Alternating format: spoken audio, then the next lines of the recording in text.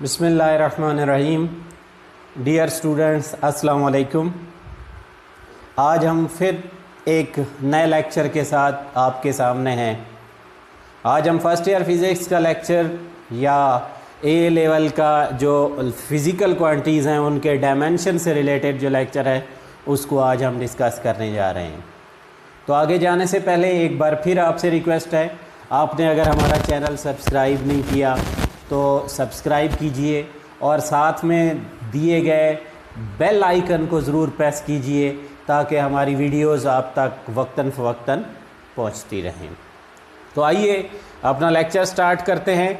Physical quantities क्या होती हैं, इनके यूनिट्स क्या होते हैं, इनमें बेस क्वांटिटीज़ क्या होती हैं, इनमें डिराइव्ड क्वांटिटीज़ क्या होती हैं, ये चीज़ें आपको पीछे बता दी गई हैं।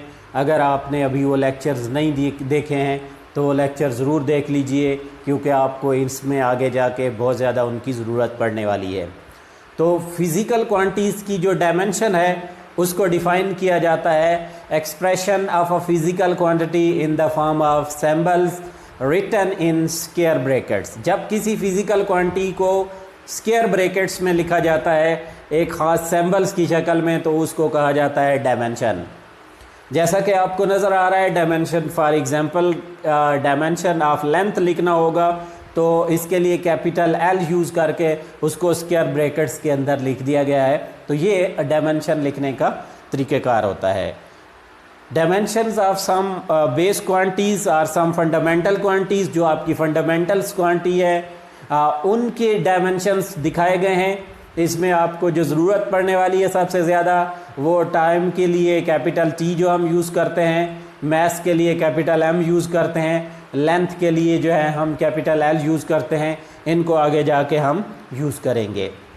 लेकिन एक चीज़ यहाँ पे आपको बताता चलूँ कि जो लेंथ होता है, जो मैं इसी तरह से जो विड्थ होता है, इस तरह जो हाइट होता है, डिस्टेंस होता है, डिस्प्लेसमेंट होता है, इन सारी क्वांटिटीज़ के डायमेंशंस जो होते हैं, चूँकि इनका यूनिट मीटर लिया जाता है तो इनको हमेशा इनका जो यूनिट होता है उसकी बेस पर इन सब के लिए कैपिटल एल हम यूज़ करते हैं।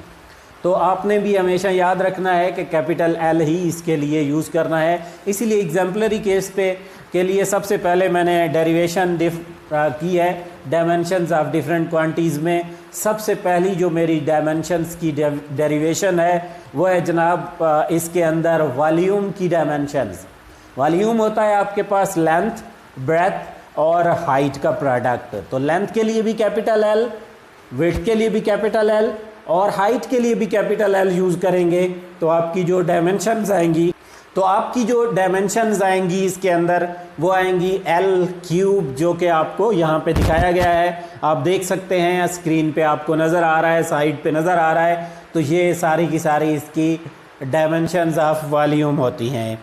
इसी तरह अगर आप चाहते हैं कि आप आगे बढ़ें, डायमेंशंस ऑफ वेलोसिटी निकाल के दी गई हैं, लेकिन इस तरह आप स्पीड के भी निकाल सकते हैं। इसी तरह आप चाहें तो एक्सेलरेशन के निकाल सकते हैं। मैंने एज आ एग्जाम्पलरी केस लिखा है इसको। वॉल्यूम जो होता है उसके एल क्यूब है, लेकिन जब वेलोसिटी के लिए निकालेंगे तो डिस्प्लेसमेंट ओवर टाइम होता है। अब डिस्प्लेसमेंट के अंदर भी लेंथ वाले ही डायमेंशन यूज़ होंगे, टाइम के लिए कैपिटल टी यूज़ होगा। तो यहाँ पे जो डायमेंशंस होंगे वो एल टी माइनस 1 इसको लिखा जाता है, यानी एल ओवर टी भी लिखते हैं, एल टी माइनस 1 भी इसको लिखते हैं। ये आपका डायमेंशंस निकालने का तरीक़ाकार होता है। Next dimensions of force. जैसा कि हमें पता है force F is equal to M A, mass होता है और एक्सेलरेशन होता है, इनका प्रोडक्ट है। तो डायमेंशन ऑफ मैस जो है वो कैपिटल एम होता है। इसी तरह डायमेंशंस ऑफ एक्सेलरेशन, चूँकि वेलोसिटी ओवर टाइम होता है तो एल टी माइनस 2 होता है ये। तो इसकी वैल्यूज़ पुट की जाएँ तो इसके डायमेंशंस जो फोर्स के आते हैं वो L T minus 2 written in square brackets, वो जैसा कि आपको ना। इसी तरह अगर आप चाहें डायमेंशंस ऑफ मोमेंटम निकालना चाहें तो मोमेंटम मैस एंड वेलोसिटी का प्रोडक्ट होता है। मैस के लिए कैपिटल एम यूज़ किया जाता है, वेलोसिटी के लिए हम कैपिटल एल टी माइनस 1 यानी यूज़ करते हैं, जो हमने डिराइव भी किया है इसके अंदर। तो दोनों को मिला के लिखा जाएगा एल टी माइनस 1 बन जाएगा इसके लिए, और वो m तो mlt की -1 ये डायमेंशंस हैं मोमेंटम के।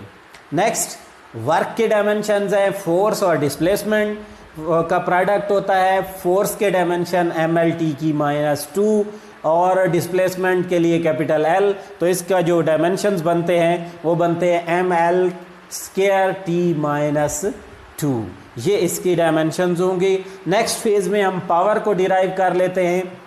तो पावर जो होता है हमारे लिए उसकी डेफिनेशन ही यही होती है वर्क पर यूनिट टाइम।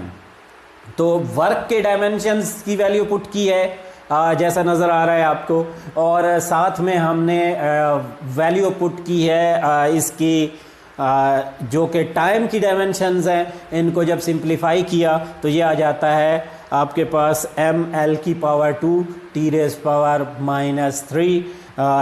यानी ml की पावर 2 t की पावर -3, ये डायमेंशंस हैं पावर के डायमेंशंस हैं। नेक्स्ट फेज़ आता है on the basis of dimensions, मुख्तलिफ क्वांटिटीज़ को मुख्तलिफ कैटेगरीज़ में डिवाइड किया जाता है, इनकी डिवीज़न की जाती है। सबसे पहली कैटेगरी जो इसमें होती है वो होती हैं डायमेंशनल वेरिएबल्स। कुछ वेरिएबल्स ऐसे हैं जिनके डायमेंशंस होते हैं, उनके डायमेंशंस निकाले जाते हैं, जैसा कि आपको नज़र आ रहा था पीछे फोर्स था, इसी तरह एक्सेलरेशन भी है, इसी तरह आपका वेलोसिटी है, ये सारे के सारे डायमेंशनल वेरिएबल हैं, यानी इनके डायमेंशंस होते भी हैं और वेरिएबल क्वांटिटीज़ भी हैं ये।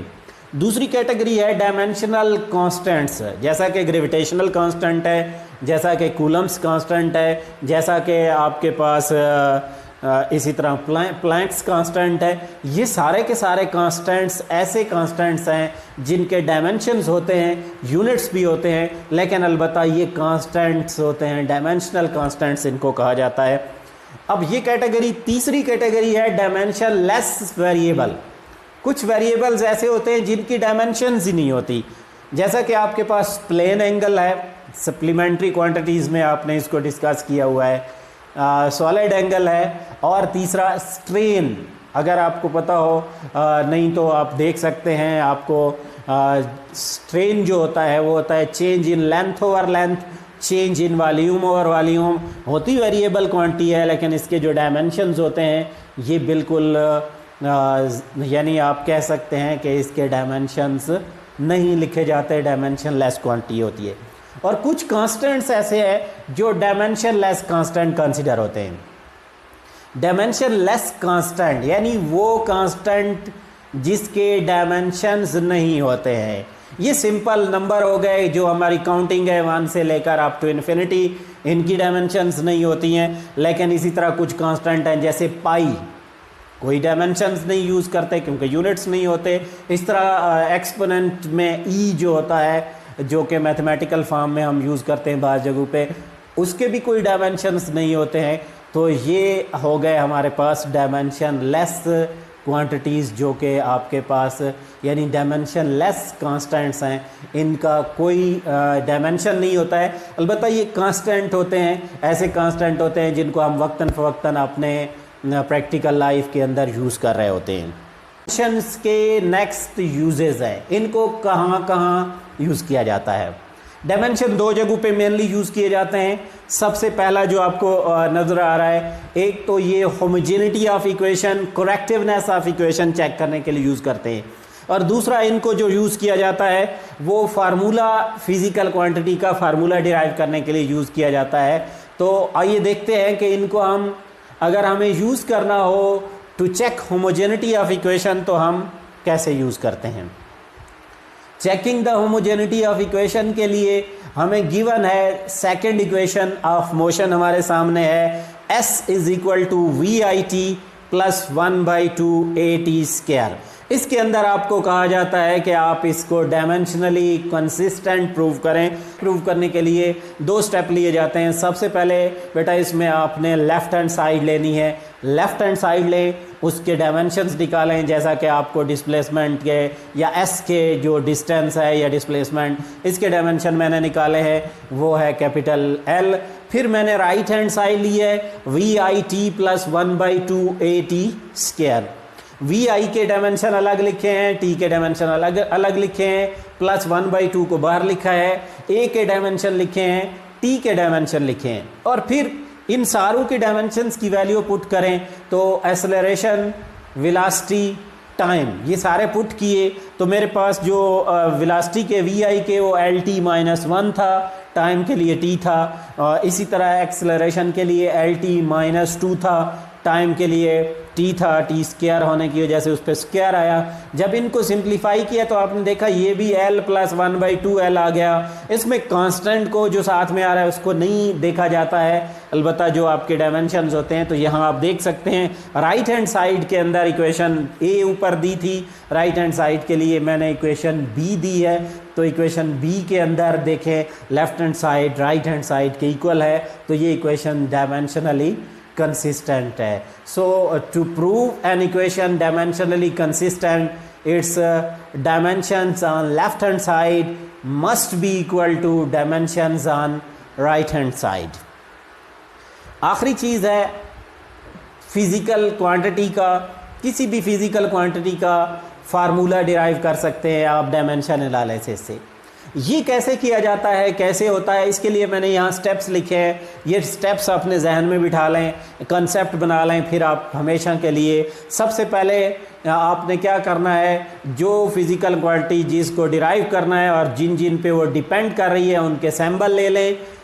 दूसरे स्टेप में आप उन सैम्बल्स की प्रोपोर्शनैलिटी लिख दें, फिज़िकल क्वांटिटी और एक्चुअल जो डिराइव करनी है और जिन पे वो डिपेंड कर रही है उनके बीच में। तीसरे स्टेप में उनके ऊपर पावर्स ले लें, ABC ले सकते हैं, XYZ ले सकते हैं, जो आपकी मर्ज़ी है, आप कोई भी सैम्बल्स ले सकते हैं ऊपर पावर्स के तौर पे। चौथे स्टेप में आप एक कांस्टेंट डाल के इक्वेशन लिख लें उसकी प्रोपोर्शनैलिटी के लिए, और फिर आपने क्या करना है, आपने लेफ़्ट हैंड साइड पे उस इक्वेशन के डायमेंशन लिखने हैं, राइट हैंड साइड पे डायमेंशंस लिखने हैं। जब ये डायमेंशन लिख लेंगे तो फिर नेक्स्ट फेज़ में आपने क्या करना है, लेफ़्ट साइड पे जो सेम फिज़िकल क्वांटिटी के सेम डायमेंशंस हैं, यानी सेम डायमेंशन का मतलब एक साइड पे लेंथ के हैं तो दूसरे भी लेंथ के, उनकी पावर्स को कंपेयर करना है, कंपेयरिंग पावर करना है। जब पावर कंपेयर हो जाए तो फिर इनको अरिथमेटिक रूल्स के तहत आपने ABC या XYZ इन पावर्स की वैल्यू फाइंड करनी है, और फाइनली इनको आपने पुट करना है अपनी जो फर्स्ट इक्वेशन जो आपने प्रोपोर्शनैलिटी कांस्टेंट के बाद लिखी थी उसमें। अगर आपको एक एग्जांपल दे देता हूँ, मुझे कहा जाता है कि derive the dimensions of period of pendulum which depends upon length of pendulum, जो उसकी लेंथ पे डिपेंड करता है, मास ऑफ बॉब पे डिपेंड करता है, ग्रेविटेशनल एक्सेलरेशन पे डिपेंड करता है, और एंगल थीटा पे डिपेंड करता है। तो मैंने क्या किया, लेंथ को L से रिप्रेजेंट किया, मास को M से, ग्रेविटेशनल कांस्टेंट या ग्रेविटेशनल एक्सेलरेशन था उसको स्मॉल g से, तो और थीटा से एंगल को। तो इन सब की पहले स्टेप में प्रोपोर्शनैलिटी ली है, t प्रोपोर्शनल टू m की पावर a, l की पावर b, थीटा की पावर c और g की पावर d। एक बात याद रखें, जो क्वांटिटी डायमेंशन लेस है उसको आप यहाँ प्रोपोर्शनैलिटी पे ना भी लिखें तो भी आपकी इक्वेशन ठीक होती है, इसलिए कोई मसला नहीं है अगर आप इस डायमेंशन को प्रोपोर्शनैलिटी यूँ भी लिखें, t प्रोपोर्शनल टू m की पावर a, l की पावर b और g की पावर c, थीटा को स्किप करें, लेकिन मैं ले रहा हूँ यहाँ पे। दूसरा स्टेप जो 2 नज़र आ रहा है आपको, इसमें मैंने प्रोपोर्शनैलिटी कांस्टेंट डाला तो ये इक्वेशन बन गई। इसको सेव करके रख लेना है 1.1 बना के, और इसको हम आगे जो है इस्तेमाल में लाएंगे, इसमें वैल्यूज़ पुट करेंगे।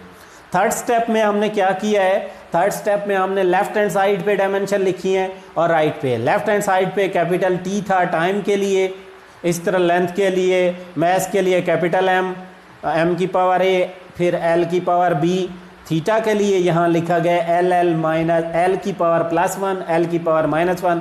L 0 डायमेंशन लेस था, लेकिन चाहते हैं कि हम इसको अंदर लिखें ताकि हमें पता चले कि इसका कोई किरदार नहीं है।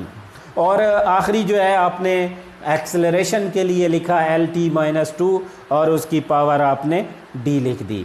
उसके बाद चौथे स्टेप में आपने एक स्टेप यहाँ आप कर सकते हैं बीच में कि आप हर एक की पावर इंडिविजुअली कर लें। जैसा कि आपको एक्सेलरेशन में L T minus two power D है, तो आप इसको एल की पावर डी, टी की power minus two whole power D भी ले सकते हैं। फिर आपने टाइम वाले को टाइम से कंपेयर किया, मैथ वाले को मैथ से कंपेयर किया और लेंथ वाले को लेंथ से कंपेयर किया, जैसा कि आपको स्टेप 4 में नज़र आ रहा है। पावर कंपेयर किए तो पहले स्टेप से आया minus two D is equal to 1, इससे डी निकाल के लगे हाथों आप इसको साइड पे कर दें। ये आपकी डी की वैल्यू है जो हमने आगे यूज़ करनी है। दूसरे स्टेप में, इसी 6 स्टेप के दूसरे पार्ट में आप देखें लेफ्ट हैंड साइड पे मैथ है ही नहीं, राइट हैंड साइड पे मैथ की पावर ए है, तो a इज़ इक्वल टू 0, क्योंकि m की 0 इसलिए लिखा गया है ताकि आपको कन्वीनियंट हो, अदरवाइज़ ना भी लिखें जो उस साइड पे पावर नहीं है, जिसकी पावर ही नहीं है, जो क्वांटिटी नहीं है, तो उसकी पावर इज़ इक्वल टू 0 हो जाएगी। इसी तरह जो आपका इसी लेंथ आ रहा है उसकी पावर आपके पास आ रही है b प्लस डी प्लस सी माइनस सी, जो कि c माइनस सी वैसे इस वजह से आ रहा है कि थीटा के ऊपर आपने l माइनस 1 लिखा है। अगर नहीं लिखेंगे तो फिर भी वो कट रहा है, तो आपके पास l की पावर यहाँ पे आ गई a plus b plus D. तो इस साइड पे b प्लस डी है, लेफ्ट हैंड साइड पे देखिएगा आपके पास लेंथ नाम की कोई चीज़ है ही नहीं। तो हमने क्या किया, इस साइड पे लेंथ की वैल्यू ना होने की वजह से हमने लेफ्ट हैंड साइड वाली वैल्यू 0 लिख दी, b plus D is equal 0, b is equal to minus D. अब d की वैल्यू पहले से नोन है, इसमें पुट कर दीजिए, वो आपके पास माइनस इंटू माइनस 1/2 आएगी, तो प्लस 1/2 वैल्यू आ जाएगी आपके पास d की। और इस तरह आपका जो ये फाइनल रिज़ल्ट होगा वो होगा t is equal to constant. अब वैल्यूज़ पुट करें, m की पावर a यानी 0, l की पावर d जो b है जो 1/2 है, थीटा की पावर 0 आ गई, और g की power minus 1/2 l/g under root, और फिर आपने इन दोनों को कंबाइन किया और आखिर में आपने l/g होल पावर 1/2 लिखकर इसको आप स्क्वायर रूट लिख सकते हैं। तो ये थे हमारे पास डायमेंशंस ऑफ फिज़िकल क्वांटिटीज़, और इनको जो फाइंड करने का मेथड है वो हमने यहाँ पे किया है। अगर आपको यहाँ तक कोई चीज़ क्लियर नहीं है, आप इसी वीडियो को दोबारा वापस ले जाइए, पास करके ख़ास पॉइंट से दोबारा देखिए, बहुत सारी चीज़ें आपको क्लियर हो जाएंगी। अगर फिर भी क्लियर नहीं है तो कमेंट में अपना क्वेश्चन पूछिए, आपको जवाब मिल जाएगा। और आखिर पे हमारे थैंक्स फॉर वाचिंग, जाते जाते हमारे चैनल को सब्सक्राइब करना ना भूलिएगा, अपने दोस्तों से शेयर कीजिए और लिंक बताइए। और चूँकि इस वक्त ऑनलाइन एजुकेशन की ज़रूरत है, बाज़ लोग ऐसे हैं जिन तक लेक्चर्स नहीं पहुंच पा रहे हैं, तो उनको लिंक दीजिए ताकि वो लोग भी इससे मुस्तफ़ीद हो सकें। अपना बहुत सारा ख्याल रखिएगा। अल्लाह हाफ़िज़।